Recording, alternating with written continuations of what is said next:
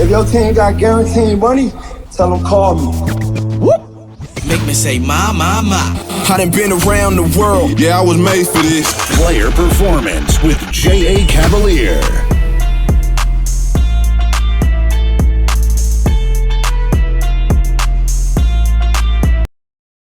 Welcome to NBA Player Performance, Monday, November 11th, 2024. A beautiful Monday in the middle of the fall. We're here with the prop master, Luke Shuey, and Coach Rick. A short card today, only 5 games, but we have all the information you need and the official plays. Luke, it's great to see you on this Monday. What's going on, brother?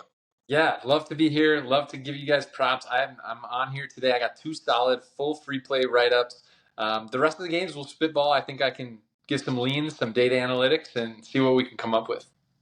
Coach, it's football season. It's a basketball show. How you feeling this morning? You know, I was looking at the oblong ball and loving it, but sometimes you got to go round. You know what I mean? So yeah, I've got at least one play here, and some insight on the other games as well.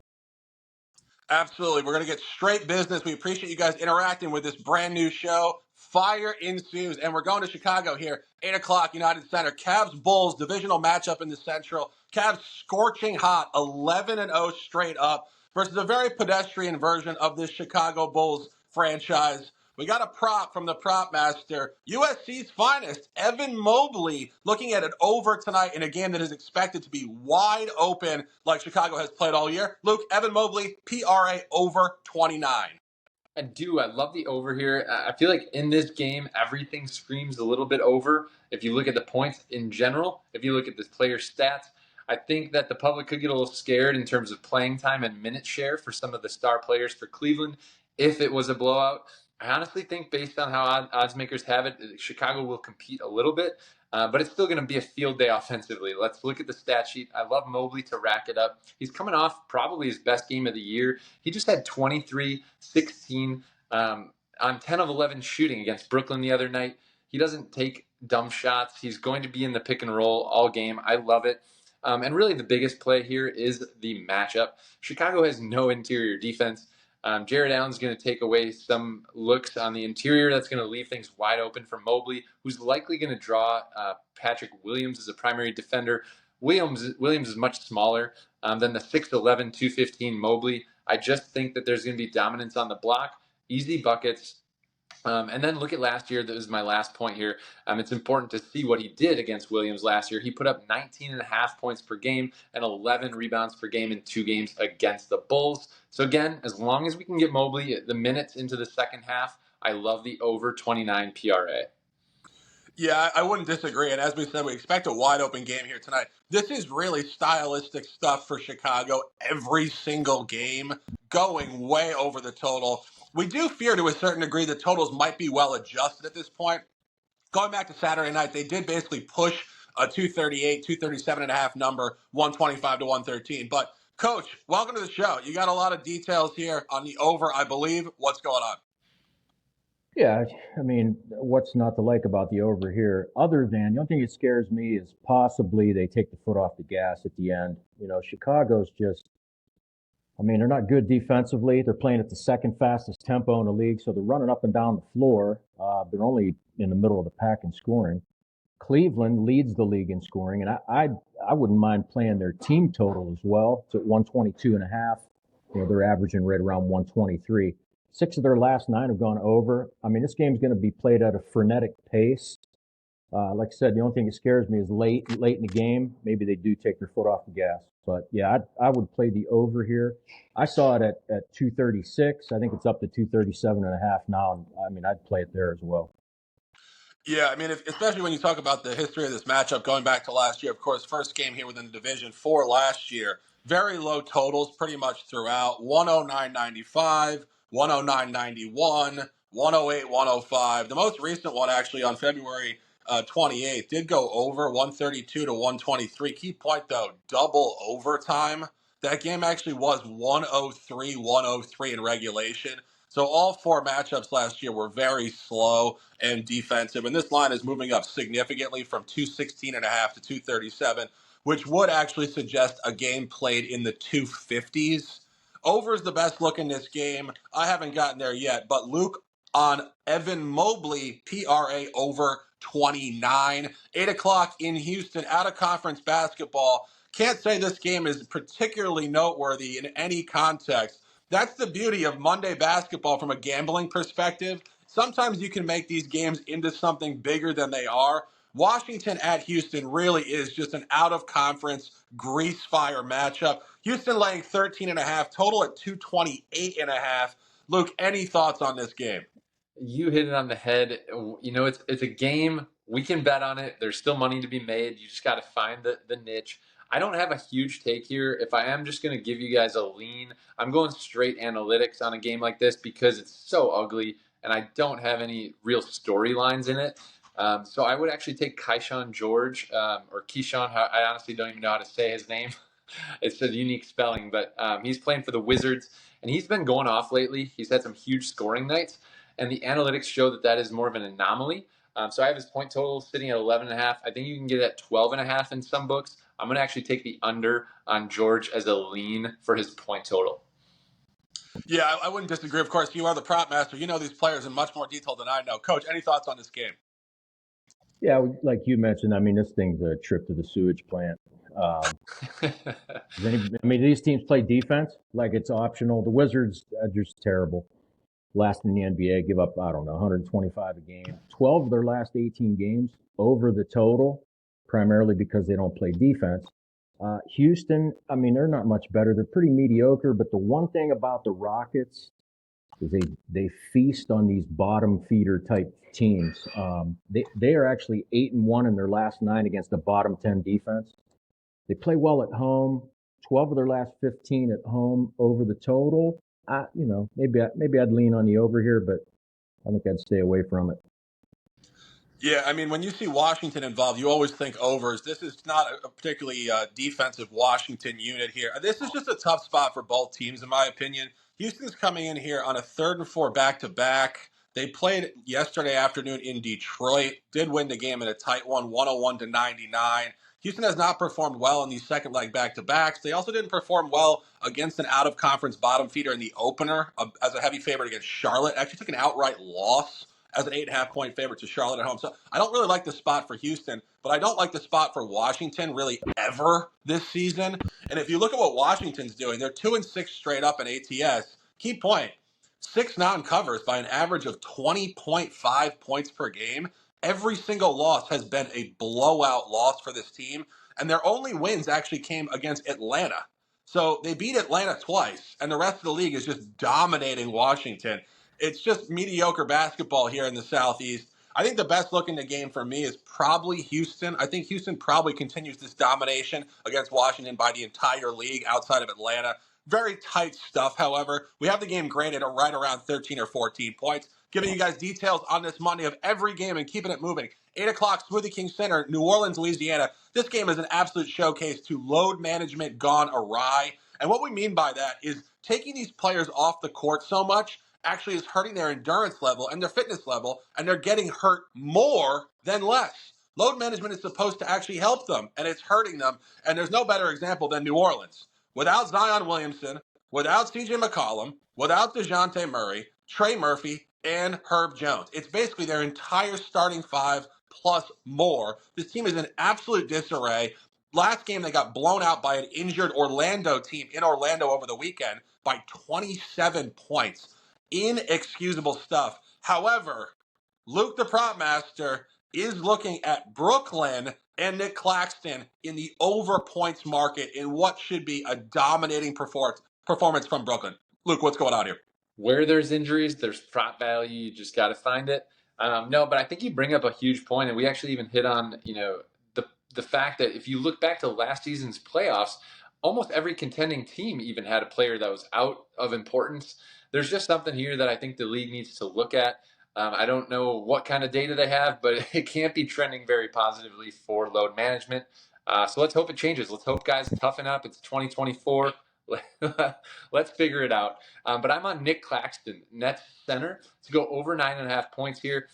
He's averaging 8.8 this season, When I see a line about a point above your average in a game that could be a blowout, I actually like the value that odds makers are placing on this. And I think it's because of the lack of rim presence on the New Orleans roster.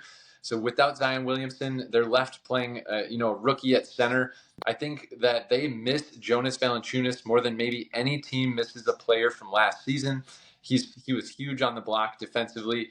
And I think this lends itself to Claxton going over. So he's put up 10 or more points, 2 of his last 3 games, 3 of his last 5 games.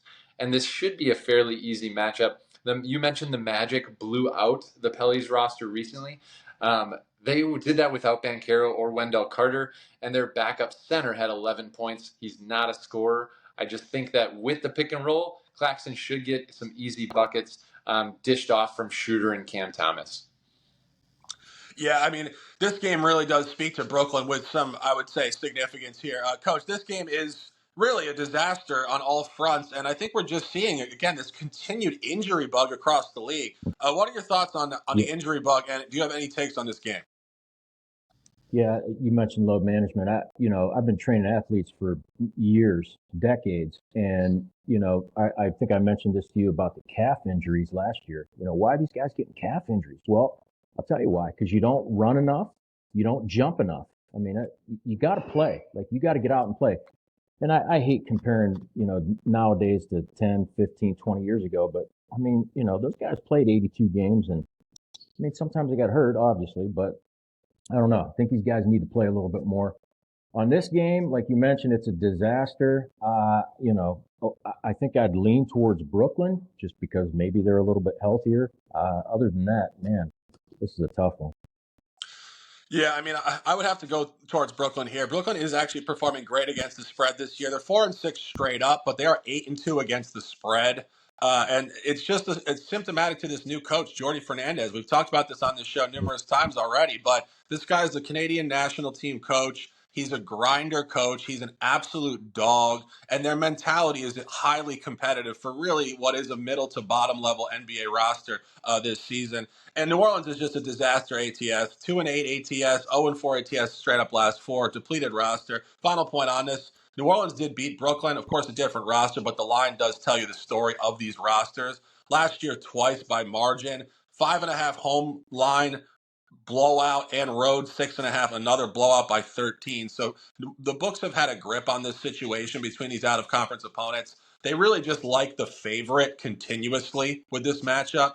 And I think Brooklyn being favored on the road here at the Smoothie King Center with this roster does speak to some immense domination potentially coming. And I think it does correlate to what we saw with Orlando beating down this New Orleans team over the weekend. I think these Eastern Conference teams, injured albeit themselves, can take care of business. Would lean towards Brooklyn, but Luke the Prop Master over Nick Claxton, 9.5 points. Keeping it moving here, 8 o'clock, Paycor Center, Oklahoma City, Oklahoma. This game would have had a lot more intrigue if certain players were playing. Chet Holmgren just got injured yesterday. Again, fitness, endurance, stretching, be a pro athlete, train your body correctly. It is unfortunate. He is out. And the Clippers are missing a lot of principal players. I think in this generation of load management, there's no better example than Kawhi Leonard. The guy has missed a historical amount of games since signing with the Clippers. He's been overmanaged, undermanaged, overthought, and unequivocally underplayed. He's not on the roster. This is just James Harden and a bunch of shooters, basically, at this point. OKC's in a tough spot here. Luke, any thoughts on this one? Yeah, I think it's kind of a hard game to find some value here in the prop game. And so I don't have an official free play here, but Shark, you and I were talking about this the other day. I actually think a good buy low player, if you're gonna go somewhere in this game for props, is Terrence Mann of the Clippers. He is not performing, at least scoring the ball this start this season like he has in seasons past. He's only putting up about 5 points per game. 3 seasons before this, 8.8, 8.8, 10 points. I don't want to misquote myself, 10.8. So he's getting the same minute share, just maybe 1 or 2 shot attempts less per game. I think he's a great buy low spot. If you look at his point total tonight or maybe his PRA, I think that's where I'd lean as my official value. Yeah, I mean, speaking of value here, the Thunder are in a pretty unique spot here, coming in here on a 3rd and 4 back-to-back. But for those of you guys following us here on NBA Player Performance, you probably follow the game of basketball pretty closely. You know this Oklahoma City team is an absolute unit. and they do not take games off, fatigue or otherwise. And they are coming off a pretty egregious loss yesterday on Sunday afternoon at home to the Warriors, 127 to 116. The bounce back with these guys is very real. They're incredibly professional. They're young. They have great camaraderie. They're very well coached with Mark Daigneault. Coach, any thoughts on this game or the camaraderie of the group or anything along those lines? Well, yeah, you mentioned a great point about camaraderie, and teams will come together when they lose a dog. Like a lot of times, guys will rally and come together. This is a unit that comes together regardless. So maybe I think you'll see them play great defense again. And the Clippers don't score all that much, and they kind of focus themselves on defense as well. The last 4 Clippers games, they've only allowed 104 points or less. 3 of them went under. I mean, if I had to play, I think I'd lean on the under here, but other than that, I'm staying away. Yeah, I would agree with you. I think the under is a great look in this game. They did play on November 2nd in the new stadium out there in Inglewood, and the score was 105-92. It was a significant under. Total was 220.5. Books saw the under. They're moving it further down. This opened at 218.5. So when books see it and then they confirm a lower line, they agree with the under as well. I think it's going to be a low-scoring game, and I think it is symptomatic to how these teams play. Of course, Ty Lue's a great coach. Jeff Van Gundy's an assistant coach with the Clippers now. The guy's obviously a historical defensive coach dating back to the Knicks in the 90s. It's a real slow-down 90s style of ball with the Clippers. I would actually lean towards OKC in the game from an ATS perspective. The bounce back with them is very real. They will be very, very focused tonight, having laid a complete egg yesterday afternoon against the Warriors. They are 2-0 straight up in ATS on the second leg of a back-to-back. As I mentioned, the fatigue just does not get to this group. And I think the Clippers are actually too hot. The Clippers are actually 4-0, 3-0 ATS on the road. This Clippers team should not be running a clean sheet on the road. But I think if you look at those 3 wins, they caught Denver early season, and Denver has been flat for most of the season. They caught the Warriors at home on a Sunday. And something in the NBA, which, again, we don't entirely understand, but it's definitely psychological. These Sunday early tip times, these teams just don't show up with the same level of focus, effort, and efficiency. And that's what the Warriors did. They completely laid down to the Clippers. And then a game on Friday night. Clippers beat Sacramento in Sacramento. Complete shooting outlier from the Kings. Kings shot 3 for 26 from the three-point line. So you look at this and you say, are the Clippers really that dominant on the road, or were those opponents just situationally deficient on those days? Definitely the latter. And I think this is a great spot to fade the Clippers. They're not going to continue to run a clean sheet. Top lean in the game for me would actually be Oklahoma City to really get the bounce back here. Keeping it moving, 8 o'clock, final game on this card. All games tonight at 8 o'clock, interestingly enough. Frost Bank Center in San Antonio. My only official play on this card, taking the Spurs at +1.5. And this is truly just a great spot to buy the Spurs and sell Sacramento. The Spurs are 5-5 ATS, so pretty much right on the middle ground mean. But they're coming off of a really poor performance on Saturday afternoon at home against Utah. We've said this day after day. This Utah team is very lackluster and poor.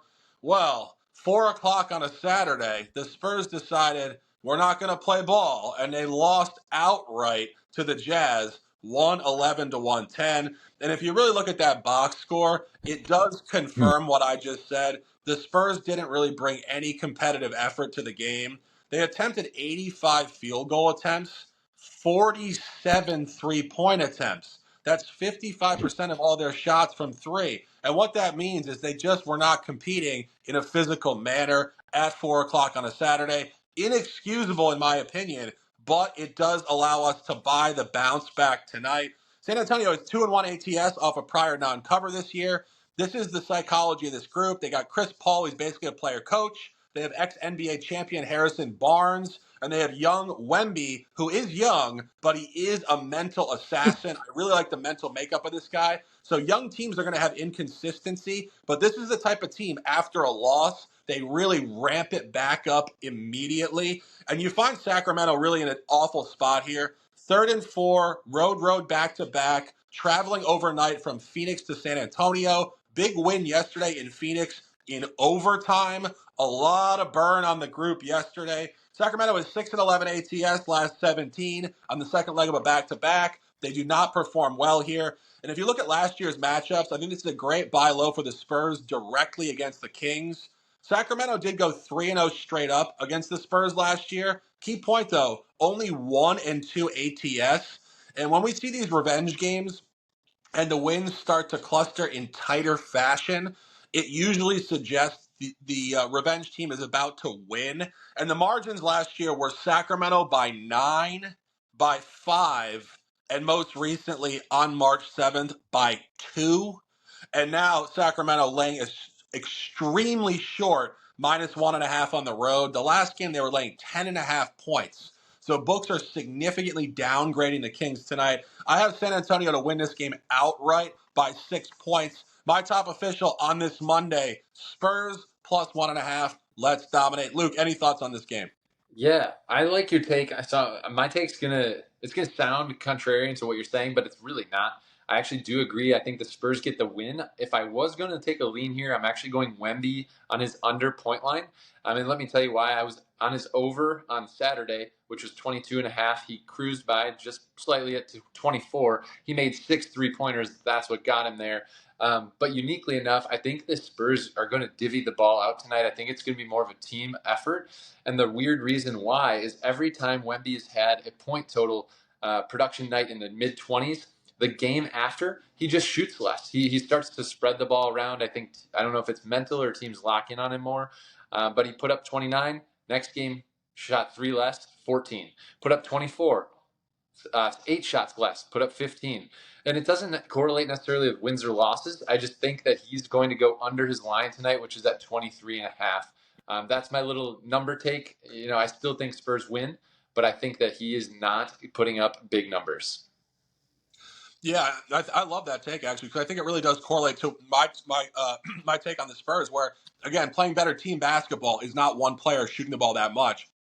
And if you do look at his game log, as you said, he had a game at 29. He came back at 14 the next game, 25, 17 the next game, 24, 15 the next game. So he is actually 3-0 versus the under off a game where he scored in the 20s. Exactly. Very significant zigzag there. Coach, any thoughts on this game? Yeah, I would agree with your take on the Spurs here. And I saw this, I think it opened at -2, and I've seen it at as low as -1 right now. It's a tough spot for Sacramento. Overtime yesterday, like you mentioned, they've got to travel. They come into San Antonio. San Antonio is a top 5 defense. I think some people forget that. And the Kings don't do that well against good defenses. They're actually 2-4 straight up in their last 6 against top 10 defense. I think the fatigue from the overtime, the travel, coupled with the Spurs actually play some good defense. I think Sacramento will come out flat early. And I actually offered this as a free pick today. San Antonio is 3-2 on the first quarter money line. The spread here was only a half point. So I like the Spurs actually to come out, play well early, and win the first quarter. Yeah, I would agree. I was actually thinking about that before the show here. I actually really like the first quarter as well. And it really does speak to this bounce back effect. When the Spurs really play a poor game, they come out with the intention early in the first quarter with the starters. I think the first quarter is a great look, and I might get there officially this afternoon. So I'm officially on +1.5. Luke making some sharp commentary, and I really think that's an intelligent take on under and Wemby. And again, it's a bizarre sort of like paradox from the standpoint of you're buying the Spurs ATS. You don't want their best player to score, but they're going to play better team ball if he's not. And you saw the loss against Utah on Saturday where he did score 24. So clearly him shooting the ball does not correlate to great team results. So a lot of great analysis on this game. Spurs +1.5, lean under Wemby, and the first quarter, a sharp take from the coach. A couple more top plays on this card. Evan Mobley, PRA over 29, and Nick Claxton over points 9.5. 24 minutes in the books. NBA player performance on this Monday, November the 11th, 2024. For the legend himself, J.A. Cavalier. I heard he's working out right now, just being a dog. And, of course, Junior Brown in Costa Rica. For Luke Shuey, for Coach Rick, I am the Shark. We appreciate you guys immensely. Please drop likes and comments. I will interact with you. Couple top plays. Let's dominate this card. We will be back tomorrow. Let's have a day. Let's go.